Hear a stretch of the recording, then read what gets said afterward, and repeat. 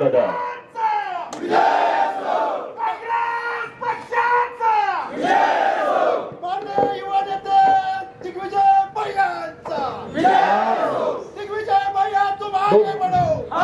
वेळ बराच झाला आपल्याला आदरणीय आमदार साहेबांचं भाषण या ठिकाणी ऐकायचं आहे.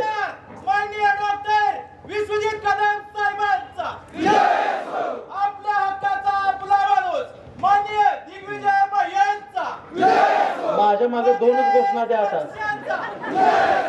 एकच गोष्ट आहे, वाटी चिवडा वाटी चिवडा काँग्रेस पक्षाचा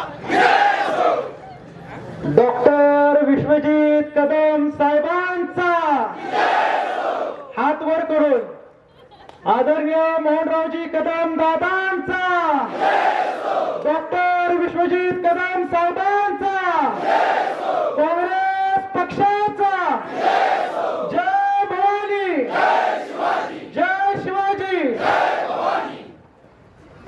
आज देवराष्ट्र जिल्हा परिषद त्याचबरोबर चिंचणी पंचायत समितीगत देवराष्ट्र पंचायत समिती गणाच्या प्रचाराचा सांगता सभा आज आपल्या या देवभूमीमध्ये म्हणजेच देवराष्ट्रमध्ये या ठिकाणी संपन्न होते. या सभेला आपल्या सर्वांना संबोधित करण्याकरता उपस्थित असणारे तुम्हाला सर्वांचे मार्गदर्शक या जिल्ह्याचे ज्येष्ठ नेते डॉक्टर पतंगरावजी कदम सोनेरा सहकारी कारखान्याचे अध्यक्ष आदरणीय दादा, त्याचबरोबर मंचावर उपस्थित असणारे आपल्या सर्वांचं नेतृत्व या महाराष्ट्र राज्याचे काँग्रेस पक्षाचे नेते पलूस कडेगावचे लोकप्रिय आमदार आदरणीय डॉक्टर विश्वजितजी कदम साहेब, नुकतंच आपल्याला ज्यांनी मार्गदर्शन केलं ते आमचे ज्येष्ठ बंधू हिंगणगाव बुद्रुकचे पंचायत समितीचे राष्ट्रीय काँग्रेस पक्षाचे अधिकृत उमेदवार सन्मान्य जितेश भैया हर्षवर्धन कदम, कारखान्याचे आपले संचालक पीसी दादा, उपस्थित आपण सर्वच ज्येष्ठ मंडळी, मी आपणा सर्वांची दिलगिरी व्यक्त करतो.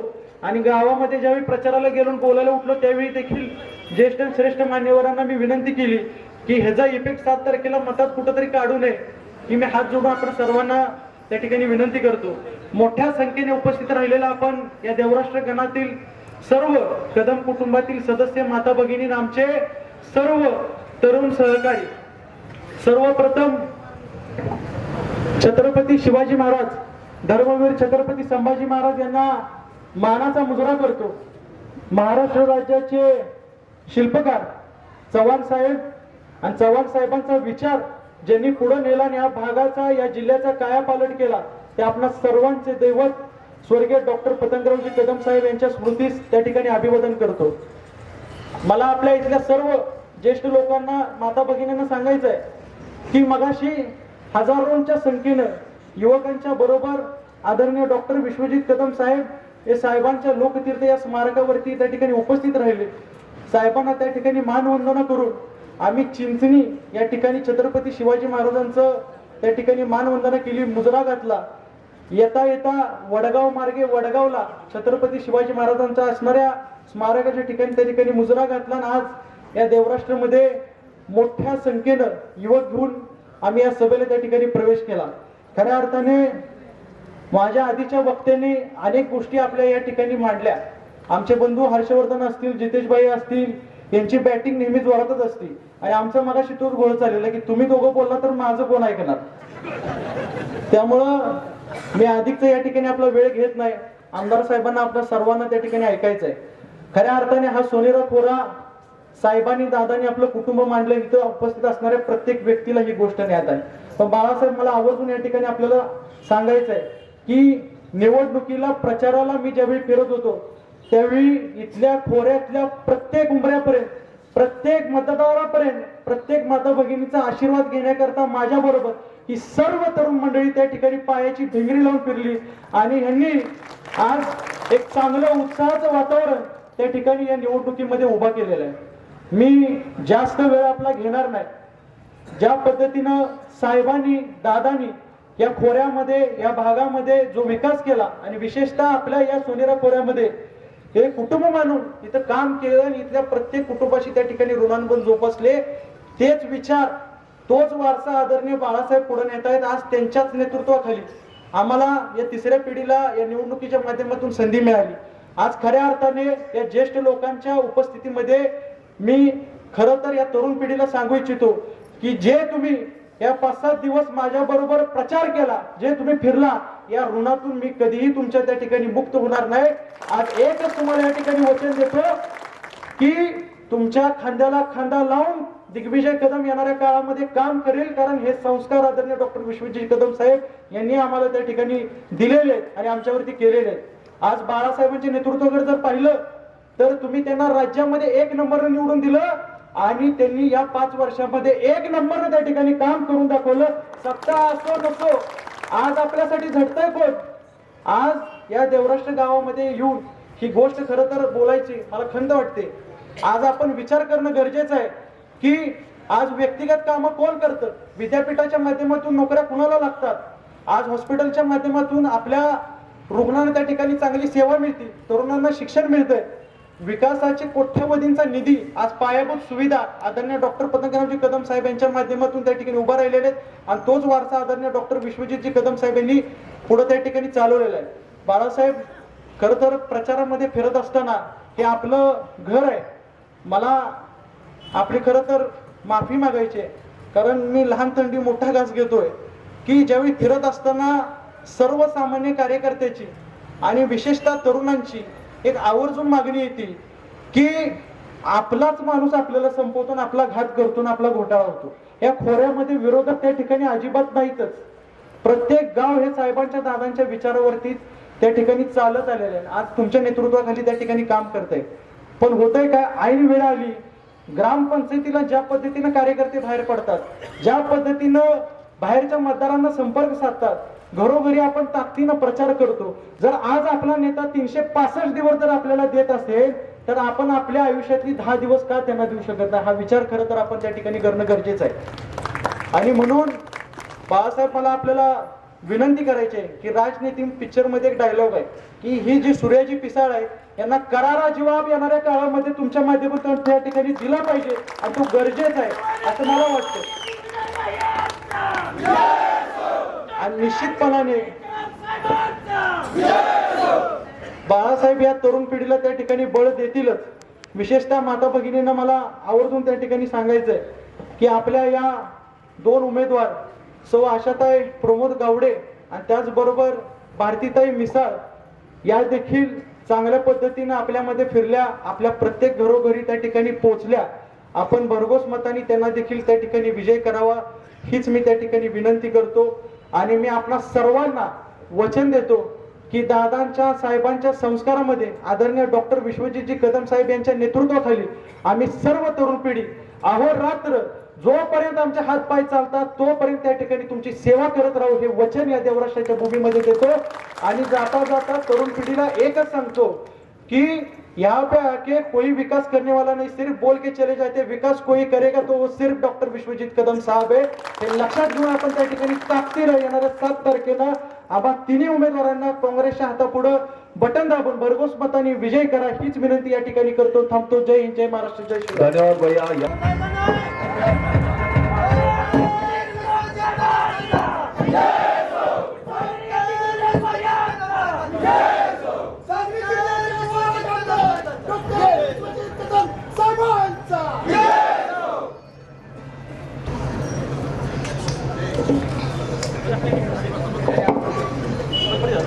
देवराष्ट्र जिल्हा परिषद गटातील आपल्या काँग्रेस पक्षाचे उमेदवार देवराष्ट्र गावचे सुपुत्र श्री प्रमोदजी गावडे यांच्या पत्नी सौभाग्यवती आशा प्रमोद गावडे, इथे उपस्थित असणाऱ्या आपल्या देवराष्ट्रीय पंचायत समिती गणातल्या उमेदवार आदरणीय अर्जुन मिसाळ यांच्या पत्नी सौभाग्यवती भारती अर्जुन मिसाळ, चिंचणीतील काँग्रेस पक्षाचे पंचायत समितीचे उमेदवार व कदम कुटुंबातील एक आमचे उभारते एक युवा कार्यकर्ते माझे पुतणे सन्मान्य दिग्विजय शांताराम कदम, इथे उपस्थित असणारे आपल्या जिल्ह्याचे नेते, जिल्ह्याचे मार्गदर्शक, महाराष्ट्राच्या विधान परिषदेचे माजी सदस्य, डॉक्टर पतंगराव कदम सोनीरा सहकारी साखर कारखान्याचे चेअरमन आदरणीय मोहनराव कदम दादा, उपस्थित असणारे सन्मान्य ज्येष्ठ मार्गदर्शक PC जाधव सर, आदरणीय बापूसाहेब पाटील आप्पा, सन्मान्य सुनीलरावजी जगदाळे, उपस्थित असणारे आदरणीय मोहनराव मोरे भाऊ, पोपटराव मैन दादा, आनंदराव पाटील, विजयरावजी मोहिते, सन्मान्य अमोल पाटील, जिल्हा परिषदच्या माजी अध्यक्षा आमच्या ज्येष्ठ नेत्या आदरणीय मालनताई मोहिते, आदरणीय शोभाताई होनमाने, सौभाग्यवती गुंजनाताई मिसाळ, आदरणीय बापूस पाटील, दिलीप जाधव, संभाजी येताळ, सन्मान्य सुरेश शिंदे, सन्मान्य पोपटरावजी माळी, सन्मान्य धनाजीरावजी पवार, सन्मान्य जगन्नाथरावजी माळी, सन्मान्य वसंतरावजी तोडकर, सन्मान्य हनुमंतरावजी लाड, सन्मान्य भगवानरावजी नलगे, पांडुरंगजी पाटील, आदरणीय प्रकाशरावजी मोरे, मोहनरावजी जाधव, दिनकर पवार गुरुजी, सन्मान्य सतीशरावजी मांडके, दिलीपरावजी पवार, देवराष्ट्राच्या सरपंच आदरणीय निर्मलाताई बोडरे, उपसरपंच गुरखजी मिसाळ, मोहिते वडगावच्या सरपंच सौभाग्यवती शीतल मोहिते, पाडळी सरपंच जनार्दन कोळेकर, उपस्थित आणखी नाव आहेत का?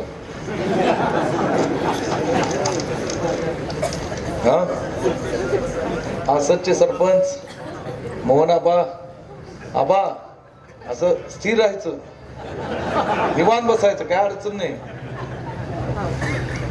आणि मी आता ठरवलंय, एखाद्या गावात गेले की मतदार यादीच वाचायची, बरोबर की नाही? सगळे खुश.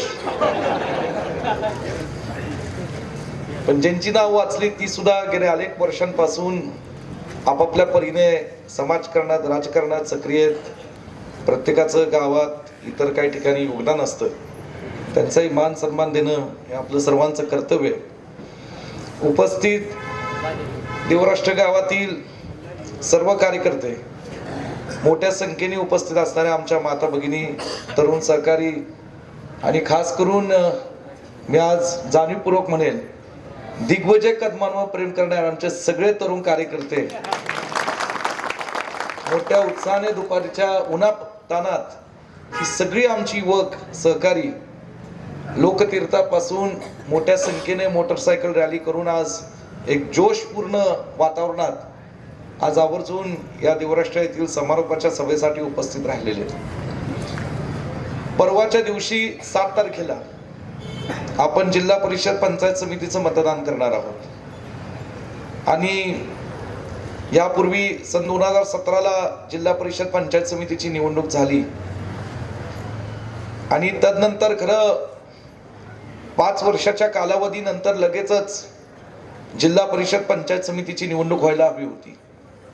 म्हणजे साधारण 2022ला जिल्हा परिषद पंचायत समितीची निवडणूक, 2022 सालापासून ते 2026 सालापर्यंत 4 वर्ष झाले महाराष्ट्रात आपल्या सांगली जिल्ह्यात जिल्हा परिषद पंचायत समितीच्या निवडणुका झाल्या नाहीत.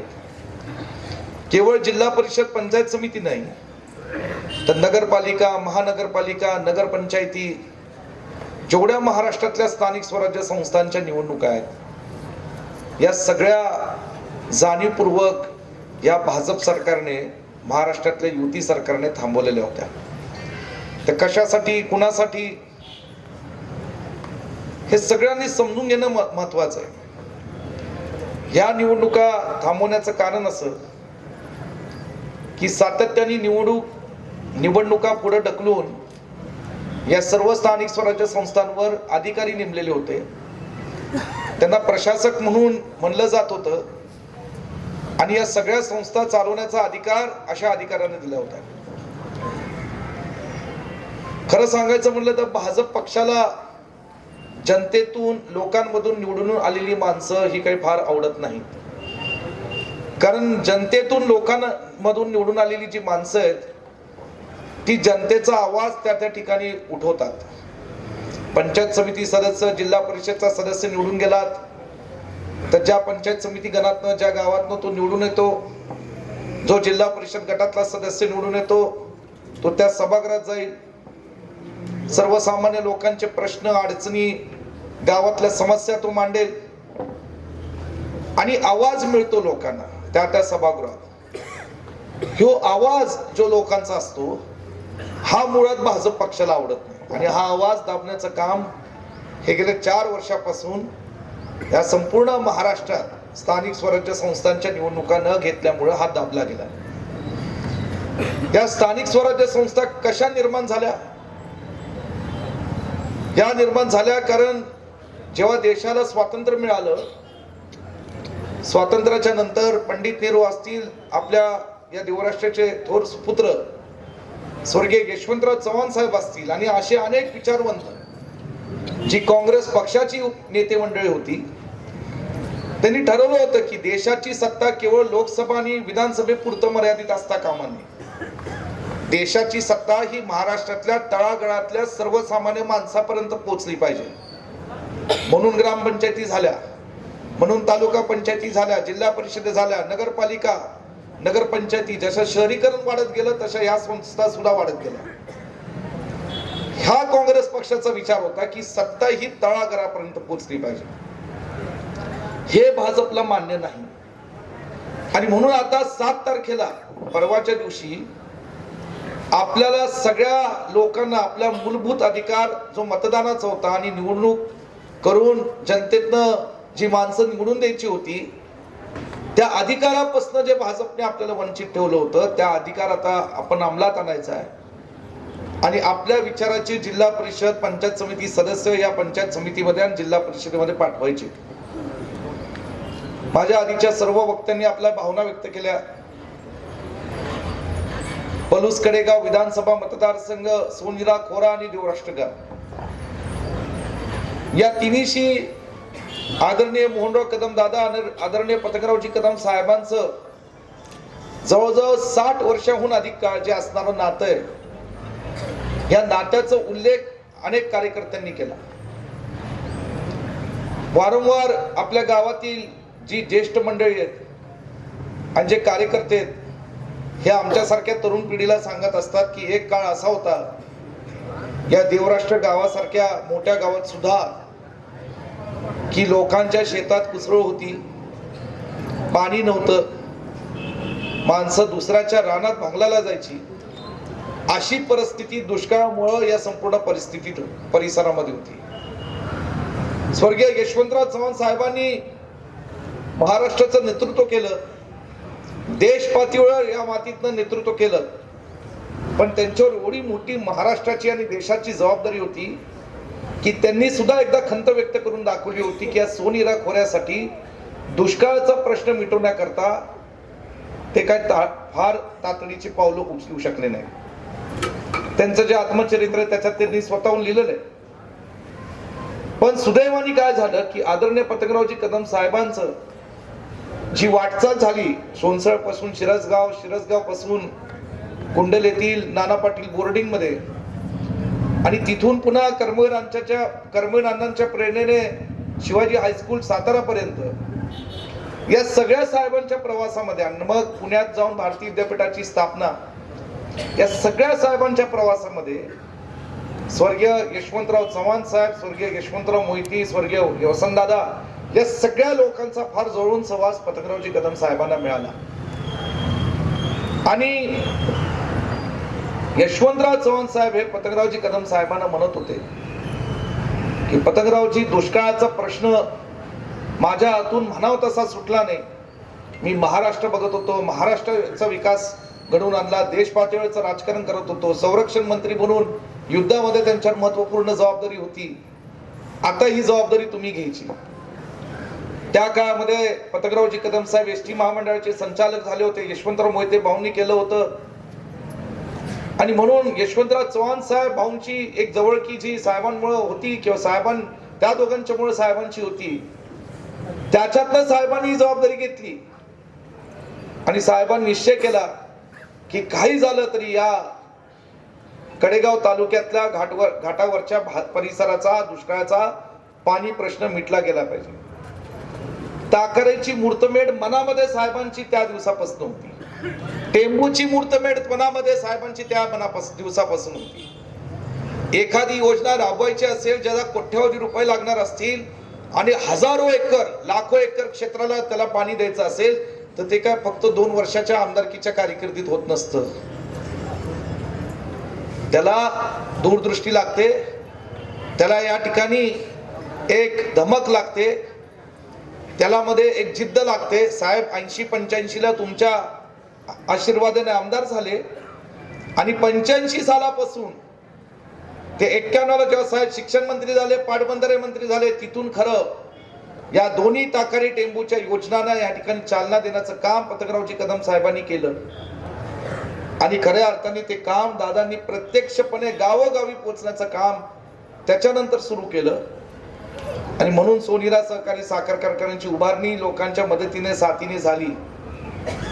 आज हे सगळं वैभव जे उभं झालंय ह्याच्या पाठीमागे निस्वार्थपणे त्या काळात अशी जातीवंत निष्ठावान कार्यकर्ते होते ज्यांच्या घरात कदाचित नोकऱ्या नव्हत्या, ज्यांच्या घरात कदाचित ऍडमिशन्स नव्हते, पण ती माणसं जातीवंतपणे साहेबांवर मोहन दादांवर प्रेम करणारी माणसं होती. आणि ती या गावातलीच होती. भलं थोडी असती पण ती अशी माणसं होती की त्या माणसांच्या जीवावर संपूर्ण गावाचं राजकारण चालायचं. अशी प्रत्येक गावात या पलीकडे गावच्या तालुक्यात मतदारसंघात माणसं होती. 85 ची निवडणूक झाली, 90 चा काळ गेला, 99 चा काळ पुन्हा आला. साहेब उद्योग जलसंधारण खात्याचे मंत्री आणि साहेबांनी धडाधड रोज प्रत्येक कॅबिनेटच्या बैठकीमध्ये हा विषय मांडायची की ताकारी टेंबूंना निधी दिला पाहिजे. मला एकदा स्वर्गीय विलासराव देशमुख साहेबच म्हणले, विश्वजित म्हणले आमच्याकडे कॅबिनेटमध्ये एक विनोद असायचा की पतंगरावजी साहेब कदम साहेब जर कॅबिनेटमध्ये बोलायला लागले की आम्ही सगळी पैज मारायचो की ताकारी टेंबूला पैसे द्या, हा विषय निघणारच. त्याच्याशिवाय प्रत्येक कॅबिनेट मधले पैसे साहेबांनी काढायचे. आणि आपल्या या दुष्काळी परिसराला पाणी देण्याचं काम पतंगरावजी कदम साहेबांनी त्या काळात केलं होतं. वीज बिल अनेक ग्रामपंचायतीचं थकीत होतं ताकारीचं. त्या काळात साहेबांनी एक अशी युक्ती काढली की मदत व पुनर्वसन खात्यातनं थकीत वीज बिल ताकारीचं भरून काढलं. बरोबर की नाही? आणि एक ऐतिहासिक निर्णय करून घेतला जेणेकरून या ताकारीचं पाणी हे आपल्या परिसरात सोनेरा खोऱ्यात पोहोचू शकेल. टेंबूच्या बाबतीत तसाच निर्णय, सातत्याने टेंबूला निधी उपलब्ध करून देण्याची भूमिका साहेबांनी पार पाडली. आदरणीय दादांच्या नेतृत्वाखाली हा कारखाना आपला उभा राहिला. आणि आज मला अभिमान आहे त्या कारखान्याचा संचालक म्हणून मी काम करतो. अनेक संचालक इथं बसलेले की सांगली जिल्ह्यातला शेतकऱ्यांसाठी सभासदांसाठी पहिला 3500 रुपये दर करणारा जाहीर कारखाना हा डॉक्टर पतंगरावजी कदम साहेब कारखाना होता. इतरांना सुद्धा जाहीर केलं ना, पण वस्तुस्थिती अशी जाहीर करणं वेगळं आणि देणं वेगळं. आता या तालुक्यातली किती कारखाने जाहीर करतात आणि किती देतात हे या तालुक्यातल्या शेतकऱ्यांना सभासदांना चांगल्या पद्धतीने माहिती आहे. मी त्याच्या खोलवर बोलणार नाही. आणि म्हणून आपल्या सर्वांना सांगायचे ही जिल्हा परिषद पंचायत समितीची निवडणूक ही एक विचाराची निवडणूक आहे. आपण केवळ जिल्हा परिषद पंचायत समिती सदस्यासाठी मतदान करत नाही. एक विचार जो पतंगरावजी कदम साहेबांचा आणि विशेष करून देवराष्ट्रकरांना मला सांगायचा आहे, जो स्वर्गीय यशवंतराव चव्हाण साहेबांचा विचार आहे, तो टिकवण्याकरता, तो अधिक मजबूत करण्याकरता ही आपली जिल्हा परिषद पंचायत समितीची निवडणूक आहे. आज या ठिकाणी आपल्या सर्वांना कल्पना आहे की महाराष्ट्रामध्ये राजकारण काय चालू आहे. आज सगळे आपण टीव्ही पाहतो, व्हॉट्सअपवर सोशल मीडिया पाहतो आणि काय पाहायला मिळतो आपल्याला. मागच्या महिन्यात नगरपालिका महानगरपालिकेची निवडणूक झाली. महायुतीमध्ये 3 पक्ष आहेत, भाजप, एकनाथ शिंदे साहेबांची शिवसेना आणि मग अजितदादांचं राष्ट्रवादी. दुर्दैवाने काही दिवसांपूर्वी अजितदादांचं दुःखद निधन झालं. एक अत्यंत चांगले नेते होते, महाराष्ट्राचे शब्द पाळणारे नेते म्हणून त्यांची ओळख होती. परंतु त्याच अजितदादांच्या वर मागच्या महिन्यात भाजपच्या नेत्यांनी, कार्यकर्त्यांनी, आमदारांनी किती गलिच्छ शब्दात त्यांच्यावर टीका टिप्पणी केली हे सगळ्या महाराष्ट्राने पुणे आणि पिंपरी चिंचवडच्या निवडणुकीच्या काळात पाहिलं होतं. आणि म्हणून आपल्या सर्वांना मला सांगायचं हे जे भाजपची वृत्ती आहे, हा जो भाजपचा पक्ष आहे, हा ज्यांना आज मित्र पक्ष म्हणून शेजारी बसवतो, मग तो एका बाजूला एकनाथ शिंदेचा पक्ष असेल, दुसरीकडे राष्ट्रवादी असेल. मी तुम्हाला आजच्या तारखेला जाहीरपणे सांगतो, तारीख आणि वेळ नोंद करून ठेवायची. 2029ला ह्योच भाजप पक्ष ह्याच मित्र पक्षांना संपवल्याशिवाय राहणार नाही, अशा प्रकारची चाली असेल त्या चालू. आणि त्यावेळेस 2029ला पुढच्या विधानसभा लोकसभेच्या काळात ह्या आपल्या महाराष्ट्रामध्ये आपल्या गोरगरिबांचं, शेतकऱ्यांचं, माता भगिनींचं संरक्षण करणारा, छत्रपती शिवाजी महाराज, फुले शाहू आंबेडकरांच्या विचाराने काम करणारा एकमेव पक्ष या ठिकाणी महाराष्ट्रात जो काम करत असेल तो काँग्रेस पक्ष आहे. आणि त्या दृष्टीने आज आपल्याला वाटचाल करायची. पंचायत समिती, जिल्हा परिषदचे सदस्य मी काय माझ्या व्यक्तिगत स्वार्थाकरता निवडून आणत नाहीये. दिग्विजयला काय पदाची हाव नाहीये. दिग्विजयला कुठलंही पद द्यायला समर्थ त्याचा काका बसलाय. कुठलंही पद मी देऊ शकतो, कधी मी समर्थ आहे त्याला. पण निवडणूक का लढवायची, तर साहेबांची, दादांची या मातीमध्ये पुण्याई आहे. आणि त्याला मी अजिबात सांगितलं नाही निवडणूक तू लढ म्हणून. चिंचणीच्या खोऱ्यातले सगळे कार्यकर्ते मला भेटले, सगळ्यांनी येऊन माझ्याकडे मागणी केली. पलूस कडेगाव मतदारसंघाचा आमदार म्हणून मागणी केली, काका म्हणून नाही, आमदार म्हणून मागणी केली की आम्हाला दिग्विजय कदमांना उमेदवारी द्यावी अशी आमची इच्छा आहे. कारण गेल्या अनेक वर्षांपासून दिग्विजय कदम आमच्या सुखदुःखात सहभागी होतात. तरुण पिढी म्हणाली आम्ही जेव्हा फोन करतो तेव्हा ते फोन उचलतात आणि लागेल ती मदत करतात. असं गेल्या अनेक वर्षांपासून हळूहळू जे काम त्यांनी लोकांमध्ये राहून केलं, म्हणून त्याला त्या ठिकाणी उमेदवारी देण्याचा निर्णय मी घेतला. लोकांची मागणी होती, लोकांची इच्छा होती. पण हे करत असताना देवराष्ट्रामध्ये सुद्धा एक संधी 40 वर्षांनंतर मिळाली की आता ठीक आहे, चिंचणी गाव मोठं होतं, त्याच्या पाठोपाठ देवराष्ट्र, त्याच्या पाठोपाठ मोहिते वडगाव आहेत, खोऱ्यातली काही मोठी गावं आहेत. आणि म्हणून आता सांगायला लागलं देवराष्ट्र उमेदवारी देत असताना आता जाऊ दे काय बोलत. देवराष्ट्र मोठे हे मान्यच आहे. देवराष्ट्र गाव मतदानी मोठं जरी असलं तरी माझ्यासाठी मनातून काय भावना उपळली ते मी सांगतो की देवराष्ट्र स्वर्गीय यशवंतराव चव्हाण साहेबांचं जन्मगाव आहे. आणि ह्या गावाला जर 40 वर्षानंतर आपल्याला जर संधी देता येत असेल जिल्हा परिषद पदाच्या सदस्य पदाची, तर देवराष्ट्रकरांनी ती घ्यायला पाहिजे. आणि आपण काँग्रेस पक्षाचे एक नेते, कार्यकर्ते म्हणून ती द्यायला हवी. बाकीचे गावातले कार्यकर्ते इच्छुक होते, आम्ही दिलं. प्रमोद गावडेजी तर आहेत, काय या ठिकाणी सक्रिय राजकारणात ते आहेत, लोकांमध्ये फिरत असतात. कोण म्हणतं अत्यंत चांगला आहे, कोण म्हणतं काही चुका आहेत. असू दे ना, कुणाच्या चुका नाही, तो काढायच्या चुका. मग मोठी यादी, बरोबर ना, मग ती यादी फार मोठी. मनुष्य चुकतो, विश्वजित कदमही कदाचित चुकत असेल, हरकत काहीच नाही.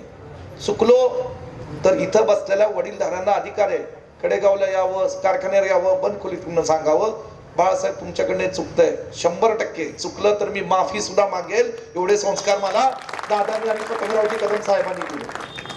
आणि चूक दुरुस्ती करून पुढे चालेल.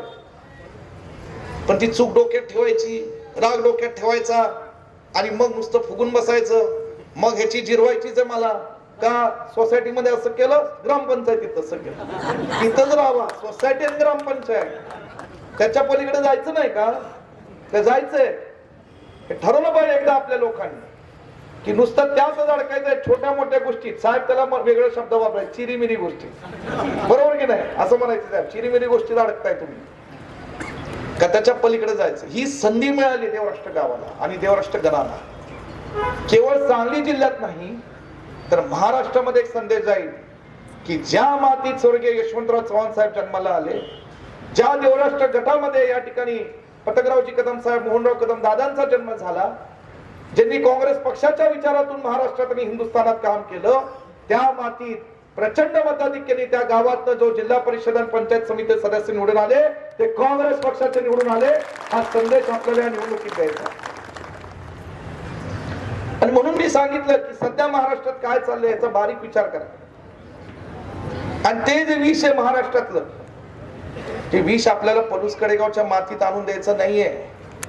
साहेब दादा आहेत, म्हणजे साहेब होते दादा आहेत, म्हणून आपला मतदारसंघ हा थोडासा सुरक्षित आहे त्या विषापासून.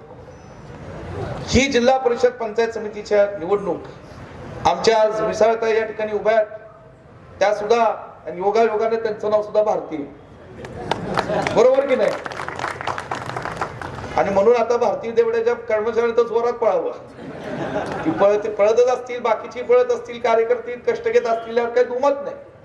पण थोडीशी जी मरगळ आहे, दिग्विजय काय गोष्टी बोलल्या, काही गोष्टी दिग्विजय बंद खोलीत बोलायच्या असतात, काही जाहीर. पण आता काय, मला थोडा अधिकार आहे वेगळा. मला एवढंच सांगायचं की ही थोडीशी मरगळ आहे ना, ही जरा झटकून टाका. ही नाही झटकली पुढच्या 2 दिवसात, दिवस आणि वेळ आता फार कमी राहिलेला आहे, तर गाव, समाज आणि येणारा भविष्यकाळ मरगळ न टाकणाऱ्यांना माफी करणार नाही. आणि ते तो सोडूनच द्या, मी माफ करणार नाही. कारण हा आपला बालेकिल्ला आहे. या बालेकिल्ल्यात साहेबांनी दादानी पाणी आणलं, नुसतं आणलं नाही तर शेतकऱ्याच्या बांधापर्यंत नेलं. किती हजारो कुटुंब आणि संसार या देवराष्ट्र खोऱ्यात आणि देवराष्ट्र गावात उभी राहिली. आपला कारखाना या देवराष्ट्र खोऱ्यात आहे. हे सगळ्या गोष्टीचा अभिमान, गर्व तुम्हाला वाटला पाहिजे. आणि मला आनंद केव्हा होईल की या जिल्हा परिषद पंचायत समितीमध्ये तालुक्याचं वातावरण तर चांगलंच आहे, या ठिकाणी पलूसचंही वातावरण चांगलं आहे. देवराष्ट्र भाजपची नेते येतात, म्हणतात काय देशात आमची सत्ता आहे, महाराष्ट्रात आमची सत्ता आहे आणि म्हणून आम्हाला सत्ता द्या. पलुसकरांनी ऐकलं का?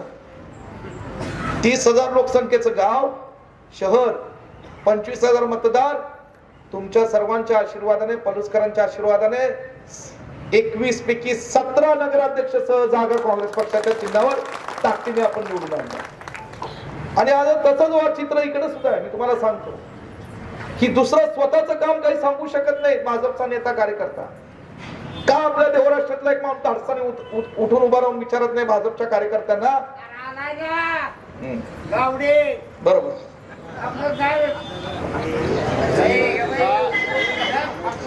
ते चालू दे.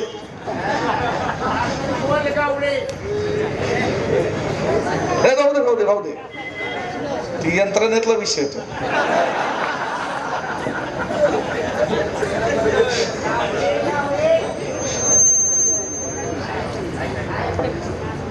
आणि असं ऐकल्याशिवाय इथल्या सभेला मजा येत नाही. नाही, मी तसं म्हणणार नाही. मला अडकू नका. मला असं म्हणायचंय की हे जे काय आज जिल्ह्यातलं वातावरण आहे, हे संपूर्ण ताकदीने तुमच्या आशीर्वादाने अत्यंत चांगल्या पद्धतीने होत आहे. आणि म्हणून देवराष्ट्रातल्या किंवा देवराष्ट्र गणातल्या एका कार्यकर्त्याने धाडसाने एकच प्रश्न विचारा भाजपच्या कार्यकर्त्यांना. दुष्काळ होता, 20 वर्षात 2-3 प्रसंग दुष्काळाचे आले. पलूस तालुक्यात पूर होता आणि गेल्या 5 वर्षापूर्वी करोनाचा कालावधी होता. करोनाच्या काळात सोनीरा कारखान्याने प्रत्येक घरात सॅनिटायझर दिले. त्याच्या पलीकडे पाऊल टाकलं, आयुर्वेदिक औषधाचं वाटप सुद्धा प्रत्येक घरात केलं. पक्ष पाहिला नाही, जात पाहिली नाही, धर्म पाहिला नाही, येईल त्याला आपण मदत केली. या सगळ्या परिस्थितीत भाजपचे कार्यकर्ते कुठे होते दिसले का तुम्हाला? मग का आपण ह्याचं आत्मपरीक्षण करत नाही की फक्त निवडणुकीत येऊन चुकीची दिशाभूल करून जर ही मतं मागत असतील तर ह्या सगळ्यांना तुम्ही हाकलून दिलं पाहिजे, म्हणले पाहिजे आमच्या संकटाच्या काळात तुम्ही नव्हता. आणि इतिहास त्याला साक्ष या पलूस कडेगावच्या मातीचा की जेव्हा सर्वसामान्य कुठल्याही संकटाची परिस्थिती येते तेव्हा पतंगरावजी कदम साहेबांच्या विचाराचे आणि काँग्रेस पक्षाचे कार्यकर्ते लोकांबरोबर होतात. इतिहास त्याला साक्ष आहे. कुठलाही प्रसंग सांगा, त्यावेळेस ही नव्हती. आणि म्हणून आपल्या सर्वांना माझी नम्र विनंती, 7 तारखेची निवडणूक देवराष्ट्रातल्या गावातल्या आणि देवराष्ट्र गणातल्या प्रत्येक गावातल्या माणसांनी पेटून उठलं पाहिजे. आमचा हा दिगू, मला खात्री आहे माझा पुतण्या तरुण वय, परंतु त्याच्यामध्ये लोकसेवेची एक चळवळ आहे. लोकसेवा करायची त्याला. मी म्हणलं कर, हरकत नाही, पण त्याला वेळ द्यावा लागतो म्हणलं. आणि तो देईल. मी तुम्हाला शब्द देतो की या देवराष्ट्र खोऱ्यातल्या कुठल्याही माणसाने कधी त्याला सांगितलं दिग्विजय कदम तुमच्या पाठीशी उभा राहील खंबीरपणे, हे मी तुम्हाला निश्चितपणे सांगतो. अशी सगळी पिढी आदरणीय मी सुद्धा साहेबांचे विचार पण मोहनदादांच्या तालमीतला कार्यकर्ता, आणि म्हणून ही सगळी आम्ही जी त्यांच्या तालमीतली तयार झालेलो कार्यकर्ते आहेत, आम्ही वेगळ्या भावनेने या मतदारसंघाची लोकांची सेवा करू. आता 7 तारखेला तिन्ही आमचे कॅन्डिडेट, प्रमोदच्या गावड्यांच्या पत्नी या ठिकाणी आमचे भारती अर्जुन मिसाळ, दिग्विजय कदम, या तिघांना या देवराष्ट्र गावात तुम्ही जसं मला विधानसभेला मताधिक्य दिलं त्याच्याहून जास्त द्यावं. शक्य आहे, अडचण काही नाही, अडचण काही नाही, सगळं शक्य आहे. आपण सगळ्यांनी या ठिकाणी ताकदीने कामाला लागावं.